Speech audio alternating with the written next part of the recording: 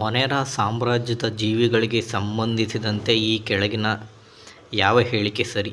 ಹೇಳಿಕೆ 1. ಈ ಜೀವಿಗಳು ನಿರ್ದಿಷ್ಟ ಕೋಶಕೇಂದ್ರ ಅಥವಾ ಕಣದಂಗವನ್ನಾಗಲಿ ಅಥವಾ ಯಾವುದೇ ಜೀವಿ ಬಹುಕೋಶೀಯ ರಚನೆಯನ್ನು ಹೊಂದಿಲ್ಲ. ಹೇಳಿಕೆ 2.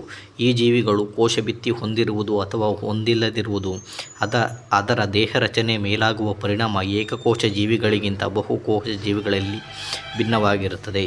ಹೇಳಿಕೆ 3. ಈ ಜೀವಿಗಳಲ್ಲಿ ಕೆಲವು ಸ್ವಪೋಷಕ ಮತ್ತು ಪರಪೋಷಕ. ಮತ್ತು ಹೇಳಿಕೆ 4. ಈ ಜೀವಿಗಳಿಗೆ ಉದಾಹರಣೆ ಮೊನೆರ ಜೀವಿಗಳಿಗೆ ನೀಲಿ ಹಸಿರು ಶೈವಲ, ಬ್ಯಾಕ್ಟೀರಿಯಾ, ಮೈಕೋಪ್ಲಾಸ್ಮಾ. ನೋಡೋಣ ಬನ್ನಿ ಸ್ನೇಹಿತರೆ, ಈ ಒಂದು ಪ್ರಶ್ನೆಯನ್ನು ಸ್ನೇಹಿತರೆ ನಾನು 9ನೇ ತರಗತಿಯ ಜೀವಿಗಳಲ್ಲಿ ವೈವಿಧ್ಯತೆ ಎಂಬ ವಿಜ್ಞಾನ ಪಾಠದಿಂದ ಆಯ್ಕೆ ಮಾಡಿಕೊಂಡಿದ್ದೇನೆ. ಮೊನೆರ ಸಾಮ್ರಾಜ್ಯದ ಜೀವಿಗಳಿಗೆ ಸಂಬಂಧಿಸಿದಂತೆ ಈ ಜೀವಿಗಳು ನಿರ್ದಿಷ್ಟ ಕೋಶಕೇಂದ್ರ ಅಥವಾ ಕಣದಂಗಗಳಾಗಲಿ ಅಥವಾ ಯಾವುದೇ ಜೀವಿಯು ಬಹುಕೋಶೀಯ ದೇಹ ರಚನೆಯನ್ನು ಹೊಂದಿಲ್ಲ. ಮತ್ತು ಕೆಲವು ಕೋಶಭಿತ್ತಿಯನ್ನು ಹೊಂದಿದ್ದರೆ ಈ ಜೀವಿಗಳು ಕೆಲವು ಹೊಂದಿರುವುದಿಲ್ಲ. ಕೋಶಭಿತ್ತಿಯನ್ನು ಹೊಂದಿರುವುದು ಅಥವಾ ಇಲ್ಲದಿರುವುದರಿಂದ ಅದರ ದೇಹ ರಚನೆ ಮೇಲಾಗುವ ಪರಿಣಾಮ ಏಕಕೋಶ ಜೀವಿಗಳಿಗಿಂತ ಬಹುಕೋಶೀಯ ಜೀವಿಗಳಲ್ಲಿ ಭಿನ್ನವಾಗಿರುತ್ತದೆ. ಪೋಷಣೆಗೆ ಸಂಬಂಧಿಸಿದಂತೆ ಈ ಜೀವಿಗಳು ತಮ್ಮ ಆಹಾರವನ್ನು ತಾವೇ ತಯಾರಿಸಿಕೊಳ್ಳುತ್ತವೆ. ಸ್ವಪೋಷಕ ಅಥವಾ ತಮ್ಮ ಪರಿಸರದ ಮೇಲೆ ಅವಲಂಬಿಸಿರುತ್ತದೆ. ಪರಪೋಷಕ.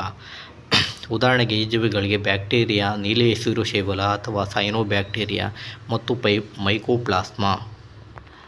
ಹಾಗಾಗಿ ಸ್ನೇಹಿತರೆ, ಈ ಒಂದು ಪ್ರಶ್ನೆಗೆ ಸರಿಯಾದಂಥ ಉತ್ತರ ಸ್ನೇಹಿತರೆ ಹೇಳಿಕೆ ಎಲ್ಲವೂ ಕೂಡ ಸರಿಯಾಗುತ್ತದೆ. ಹಾಗಾಗಿ ಆಪ್ಷನ್ ಡಿ ಇದಕ್ಕೆ ಸರಿಯಾದಂಥ ಉತ್ತರ ಸ್ನೇಹಿತರೆ. ಈ ವಿಡಿಯೋ ಇಷ್ಟ ಆದರೆ ಲೈಕ್ ಮಾಡಿರಿ, ಶೇರ್ ಮಾಡಿರಿ, ಸಬ್ಸ್ಕ್ರೈಬ್ ಮಾಡಿ ಸ್ನೇಹಿತರೆ. ಧನ್ಯವಾದಗಳು.